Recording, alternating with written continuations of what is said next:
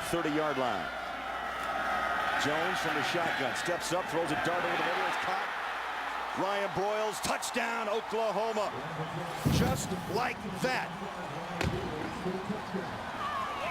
Happy New Year, everybody. Time now for the OU postgame show. And as we ring in 2010, let's first of all talk about how OU ended 2009, and that was with the New Year's Eve bowl win. That's right, a bowl win. OU actually won a bowl game. They won the Brut Sun Bowl by defeating Stanford. Several positive things happened on New Year's Eve for Oklahoma. Number one, they won a bowl game, something that they hadn't done since 2005. They snapped a 3-game bowl losing streak. Number two, Oklahoma came from behind to win this game, something that they hadn't done in all of 2009 and something that OU hadn't done since the 2008 Bedlam game at Stillwater, in which Oklahoma came from behind in the first half and would eventually beat Oklahoma State. So it had been a while since OU had won a game after trailing. And then number three, Oklahoma won a close game, something that they hadn't done since the 2007 game against Texas, in which that day they beat the Longhorns 28-21, which coincidentally was the last time Oklahoma beat Texas. This game against Stanford, closer than that even, a 4-point margin, but Oklahoma wins a close one, 31-27. Now, don't get me wrong, I'm grateful that Oklahoma won the game because winning beats losing any day of the week.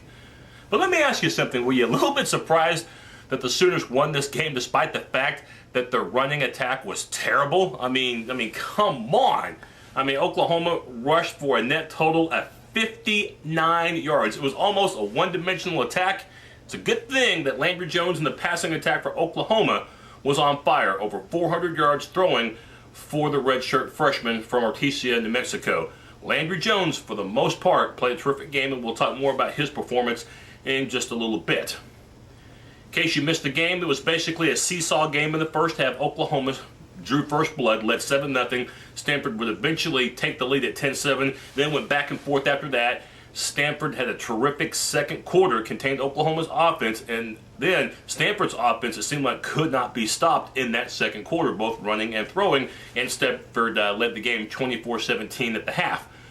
But I thought maybe the key point in the game was the early part of that third quarter, in which Oklahoma took the second half kickoff, drove the ball the length of the field, and would eventually score on a Landry Jones touchdown pass to Ryan Broyles. And Broyles, by the way, was brilliant. 3 touchdown receptions, over 150 yards in receptions, setting Sun Bowl records, and he was named the game's MVP, and deservedly so. But that touchdown tied up the game at 24, but Broyles also made his mark on special teams. Later on in the third quarter, had a huge punt return that gave Oklahoma great field position, and then Oklahoma had to drive the short length of the field, would eventually score on a 1-yard DeMarco Murray touchdown run, and Oklahoma never relinquished the lead after that. I thought another key moment in the game was also Stanford's inability to score in pivotal situations. When it was 21-17, Stanford leading, the Cardinal blocked an Oklahoma punt and recovered it inside the Sooner 10-yard line. Stanford, however, can only muster 3 points, and it kept it at a one-score game at 24-17, rather at 28-17. And then in the fourth quarter, with Stanford driving, they had the ball deep in Oklahoma territory on a 1st and goal. Oklahoma contained Gerhardt on the series, and Stanford again had to settle for a field goal. Twice Stanford had opportunities to score touchdowns. They got close, but had to settle for field goals both times. And considering the final score was 31-27, I would say that those were the pivotal moments in the ball game. So Oklahoma, the defense, when they needed to step up the most, they did. Great job. And then the key stat of the game, how about third down, okay? If you count Oklahoma's previous game, which was against Oklahoma State, and then you count this one against Stanford, guess what Oklahoma's opponents' third down conversions are? 1 of 26. Remember, Oklahoma State was 0 of 14. Stanford was 1 for 12. And this was really the most alarming stat of the game because Stanford entering this game was one of the best teams in the country in third down conversions, converting nearly 50% of the time, keeping the drives alive. However, Stanford was 1 for 12 on third down conversions. Oklahoma converted 50% of their third down conversions. They went 10 for 20. The biggest stat of the ball game. Now, I thought the most impressive drive of this game for Oklahoma was the drive that did not net any points at all. Oklahoma, with that slim lead at 31-27 with 9 minutes to go in the game, ate 75 yards and 6 minutes off the clock. Again, the drive did not net any points because OU missed a field goal, but it took the game clock down from 9 minutes to go in the game to about 3 minutes to go in the game. By the time Stanford got the ball back, they only had one timeout and had to drive the length of the field, and it looked like Stanford was still trying to use Toby Gerhart, but Stanford needed big chunks of yardage. They didn't get it.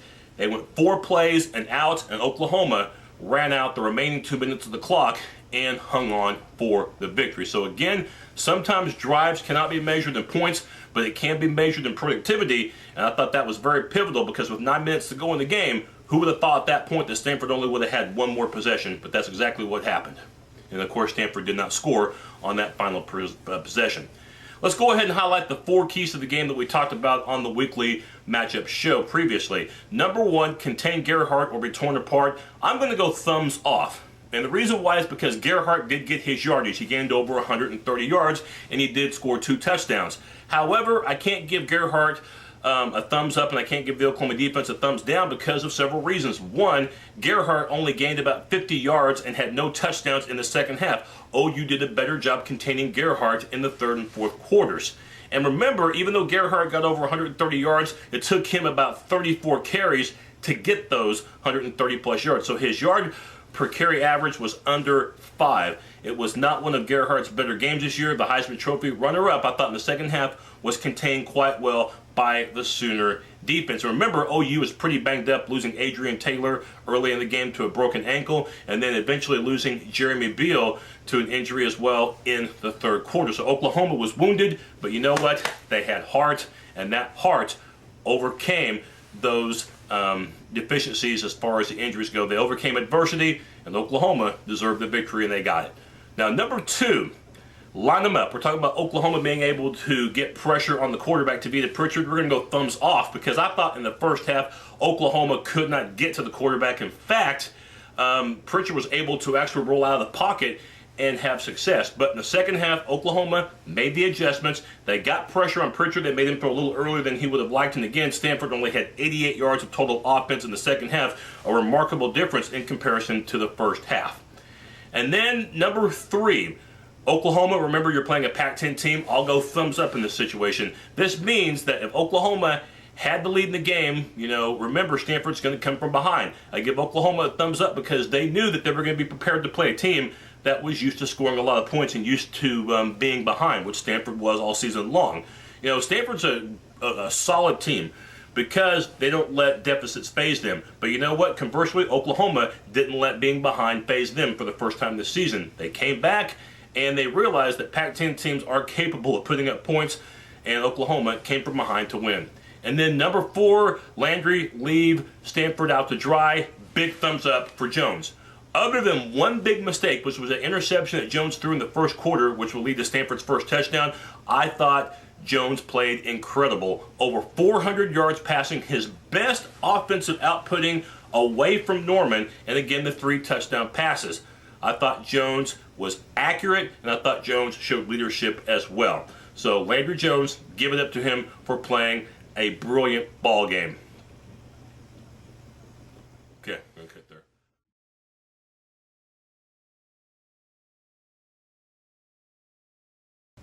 So, was it a BCS Bowl victory for Oklahoma? No. Does this victory against Stanford take the sting away from losing Sam Bradford and losing to BYU and Miami and Texas and Nebraska and Texas Tech?